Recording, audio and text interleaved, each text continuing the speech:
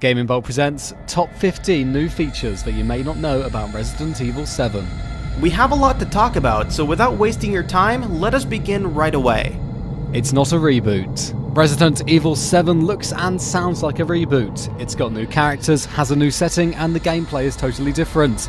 But in reality, it's still a mainline Resident Evil game, hence the big fat 7 at the end of the title. Members of Capcom were quick to point this fact out, even going so far as to say the events in this game take place after Resident Evil 6, confirming its canonical place in the timeline, if nothing else. The entire game will be set in first-person mode. I'm not sure how you wouldn't notice the new Resident Evil game is in first person, unless you haven't seen or heard anything about it yet, but yes, this new sequel will be set entirely in first person mode. Game director Kaoshi Nakanishi spoke with IGN after the E3 debut and said that this was a deliberate choice. It can be played in VR.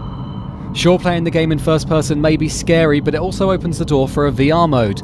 Talk of VR has been going on for years, but we're finally almost there. With PlayStation VR on consoles and the Rift and Vive on PC, Capcom has decided to jump on the bandwagon and include an optional VR mode. If you want to, you can play the entirety of Resident Evil 7 in VR, but if it's as scary as they say it is, you might want to think twice about that. Herbs are confirmed to be in the game. With all the changes in this latest installment, you might be led to believe that series staples won't be returning, like herbs that replenish your health. However, those fears are unfounded, as Capcom has stated that herbs will be back in full force. They weren't available in the demo because there wasn't an opportunity for you to lose your health in the demo, you see? Don't expect a zombie fest. One thing Resident Evil has been doing lately is throwing an insane number of zombies at the player at once. However, as part of that refocus on horror, the series will go back to having just a handful of zombies around at any given time. There are fewer of them, but they will be more vicious, and you'll have fewer ways to defend yourself. Expect traditional elements like combat, item management, and puzzles. Despite the numerous changes, don't expect the core experience of Resident Evil to be all that different. It may look more like Outlast or PT now, but the usual gameplay mechanics are still there. Combat wasn't in the demo, but that doesn't mean it won't be in the final game. Puzzles will also return, as well as item and ammo management. There will be a new protagonist. Not much is known about the new protagonist in Resident Evil 7, but we do know they're a new addition to the franchise. This new protagonist is an everyday kind of person, not used to the horrors of fighting zombies, and not some hardened soldier. No returning characters. In an attempt to revitalise the series, this new installment won't feature any of the game's cast of colourful characters. That means no Chris, Leon, Ada, or Jill. It remains to be seen who will take up master unlocking and almost sandwich being duties, but it's good to know the slate is being wiped clean for the sake of an all-new story. Brand new engine. After years of the same engine and same gameplay, Capcom will be using a new engine. The RE engine, built in-house, will be able to run the game in a smooth 60 frames per second with crisp visuals and some other marketing buzzwords. No QuickTime events. No one's really a fan of QTEs, and Capcom has taken that to heart. Finally, after pretty much every game incorporating these quick button mashes in some way, Resident Evil 7 will ditch them completely. A sense of mystery.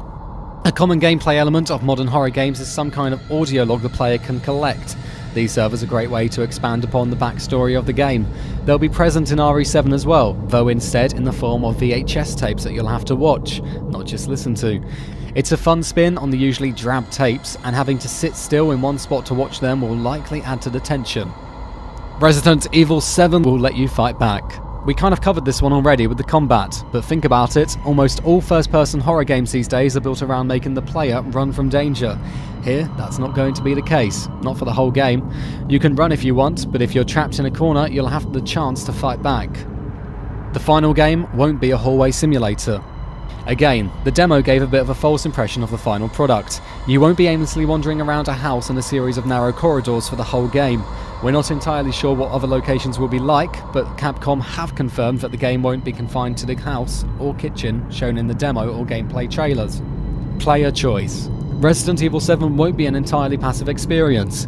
Based on your decisions throughout the game, you'll unlock different story beats as well as different areas to explore. Some may experience more of the story than others depending on how they play. Like what was shown in the demo, you'll be able to find hidden clues and objects that can be used to access new areas, resulting in different scenarios. The game will stay true to the franchise. Despite all these changes, it's pretty clear that Capcom is at least trying to stay in line with previous Resident Evil games. The good ones anyway.